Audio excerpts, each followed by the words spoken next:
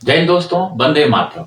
महाराष्ट्र में एनडीए की बम्पर जीत के बाद अब पेंच फंस गया है, मुख्यमंत्री होगा कौन। महाराष्ट्र में आज से पहले कभी भी इतना सीट किसी भी पार्टी को नहीं आया था। पर महाराष्ट्र के इतिहास में पहली बार ये ऐसा हुआ है कि इतना सीट जो है एनडीए को आया हुआ है। लेकिन आप लोग जानते होंगे कि पहले देवेंद्र फडणवीस, जिसे कि महाराष्ट्र का चाणक्य कहा जाता है, वो मुख्यमंत्री थे महाराष्ट्र के। उद्धव ठाकरे जब शिवसेना में था और उद्धव ठाकरे के साथ उनकी सरकार बनी हुई थी। लेकिन उद्धव ठाकरे का मुख्यमंत्री की चाहत होने के कारण दोनों में करार टूट गया और एनडीए से उद्धव ठाकरे जो है शिवसेना अलग हो गया। लेकिन वहीं पे देवेंद्र फडणवीस का मेहनत रंग लाया, उद्धव ठाकरे की पार्टी टूटी, एकनाथ शिंदे जो है देवेंद्र फडणवीस के साथ आया। लेकिन वहां पे थोड़ा सा पलटी ये हो गया कि एकनाथ शिंदे को मुख्यमंत्री पद दे दिया गया, जिसमें देवेंद्र फडणवीस ने ये बोला कि मैं राजनीति से संन्यास ले लूंगा। लेकिन केंद्रीय नेतृत्व के कारण देवेंद्र फडणवीस को डिप्टी सीएम बनाया गया और उन्हें महाराष्ट्र के ही राजनीति में काम करने के लिए बोला गया, जिसका कि आज इतिहास में दर्ज हुआ। देवेंद्र फडणवीस की मेहनत के कारण महाराष्ट्र में टोटल 230 सीट से विजयी हुआ। अब समीकरण ये बनता है कि तीन पार्टी मिलके एनडीए गठबंधन था वहां पे। एक तो बीजेपी, दूसरा शिवसेना जो कि एकनाथ शिंदे की पार्टी है, तीसरा जो है अजीत पवार का एनसीपी। अब तीनों की चाहत है मुख्यमंत्री बनने का। देवेंद्र फडणवीस तो खैर हकदार है मुख्यमंत्री पद का। उसके बाद एकनाथ शिंदे ऑलरेडी मुख्यमंत्री रह चुके हैं, उनको भी लगता है कि इस बार भी हम मुख्यमंत्री बने।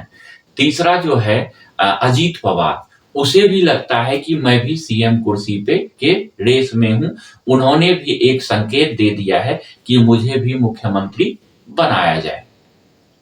लेकिन पेंच यहां फंस रहा है कि मुख्यमंत्री पद ज्यादातर जिसकी संख्या ज्यादा होती है एमएलए की, उस पार्टी का मुख्यमंत्री होता है, जो कि बीजेपी के साथ है। लेकिन अब आप कहोगे कि जब एकनाथ शिंदे मिला था बीजेपी के साथ पिछले विधानसभा में, तो उसमें बीजेपी का कैंडिडेट उसमें भी ज्यादा था, तो एकनाथ शिंदे को क्यों बनाया गया मुख्यमंत्री?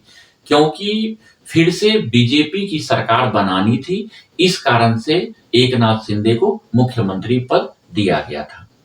अब तीनों से जब पूछा जा रहा है, एकनाथ शिंदे जी से जब पूछा जा रहा है कि मुख्यमंत्री पद के लिए, तो वो भी पार्लियामेंट्री बोर्ड मतलब तीनों दल के प्रमुख की बैठक होने के बाद बताने की बात कर रहे हैं। जब देवेंद्र फडणवीस से पूछा जा रहा है तो वो बोल रहे हैं कि केंद्रीय नेतृत्व जो है इसका फैसला करेंगे। और जब अजीत पवार से पूछा जा रहा है तो वो मतलब दबे मुंह से ये बोल रहे हैं कि अगर मुख्यमंत्री की कुर्सी उन्हें मिले तो भी कोई दिक्कत नहीं है। लेकिन अब यहाँ पे हो क्या सकता है, इस समीकरण पे हम जा सकते हैं। यहाँ पे तीन चीज हो सकता है, तीन रास्ता ओपन हो रहा है। या तो फर्स्ट ये हो सकता है कि सबसे पहले हम अजीत पवार पे आते हैं।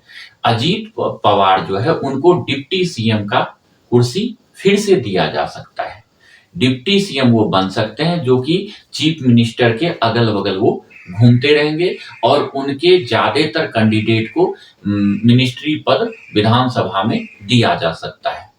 दूसरा आ जाते हैं एकनाथ शिंदे को। दूसरा समीकरण, अब मुख्यमंत्री का समीकरण हम लेते हैं।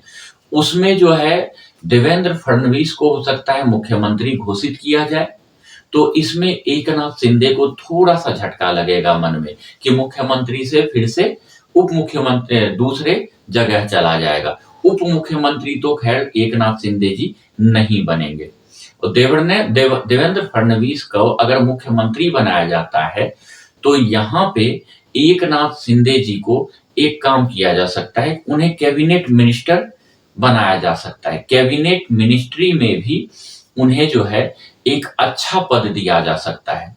कैबिनेट मिनिस्ट्री में भी कुछ ऐसे विभाग होते हैं जिसकी लालसा सभी को रहता है, तो एकनाथ शिंदे जी को या तो केंद्र में बुलाया जा सकता है, वहां पे उनको बड़ा पद देके उनके का बहुत सारे कैंडिडेट जो उनके साथ शिवसेना से जीते हैं, उन्हें महाराष्ट्र विधानसभा में मिनिस्ट्री पद दिया जा सकता है और केंद्र में भी 2-3 मिनिस्ट्री पद दिया जा सकता है, जिससे कि शिवसेना जो है इसका एकनाथ शिंदे का ये शांत रहेगा।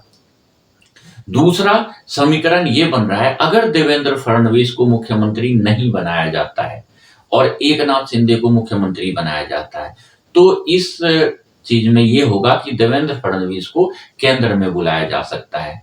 केंद्र में बुला के उन्हें कोई बड़ा विभाग दिया जा सकता है, क्योंकि वो महाराष्ट्र के एक बहुत बड़े लीडर भी हैं और समझदार लीडर भी हैं। लेकिन यहाँ पे अगर मुख्यमंत्री देवेंद्र फडणवीस को बनाया जाता है तो देवेंद्र फडणवीस के लिए ठीक है।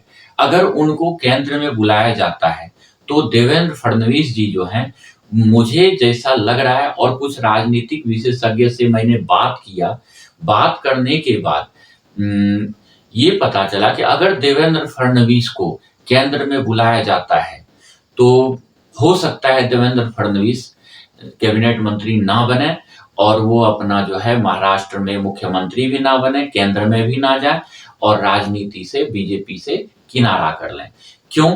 क्योंकि आपने एक सुना होगा, पिछला विधानसभा में जब उद्धव ठाकरे इनसे अलग हुए थे, तभी उन्होंने एक नारा दिया था यहाँ पे विधानसभा में कि मैं वो समुंदर हूं, हमें नीचे जाते हुए आप घर ना बना लें, मैं फिर से वापस आऊंगा।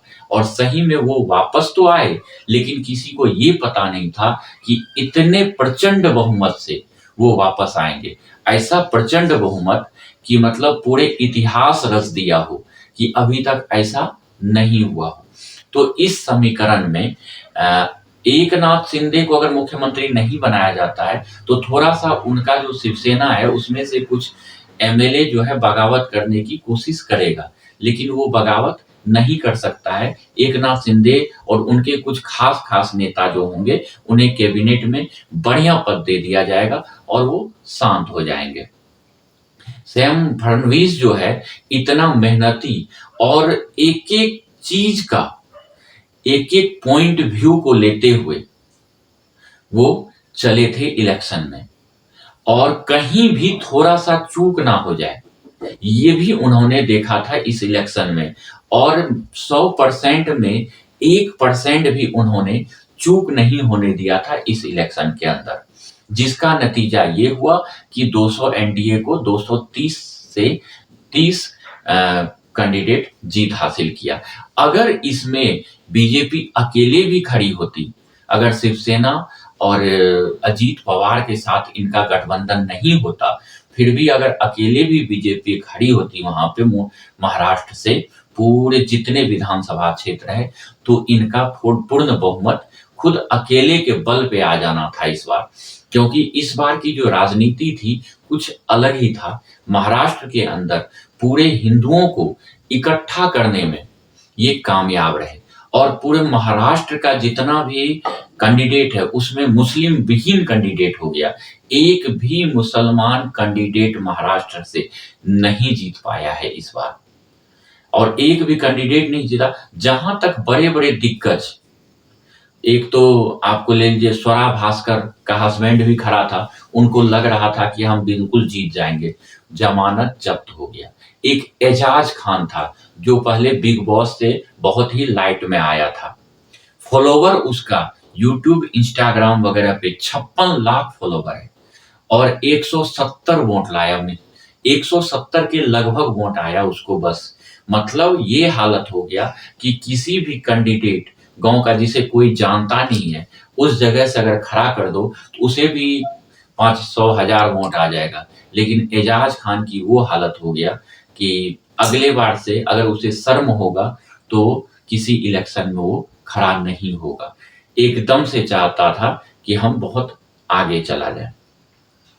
उद्धव ठाकरे का शिवसेना का तो वो हालत हुआ कि वो अभी घर में बैठ के अपने आत्म मंथन कर रहा होगा और संजय राउत मंथन कर रहा होगा, क्योंकि उन्हें अब ऐसा लग रहा था कि बाप के आइडियोलॉजी को छोड़कर अगर हम मुस्लिम के आइडियोलॉजी में हम चले गए तो ये बहुत बड़ा गलती किया। सत्ता से तो हम दूर गए ही गए और साथ में जो है हम पावर भी अपना खोते जा रहे हैं। कहीं एक समय ऐसा ना आ जाए कि एक सीट जीतना हमारे लिए मुश्किल हो जाए। मुख्यमंत्री का ख्वाब तो बहुत दूर हो गया।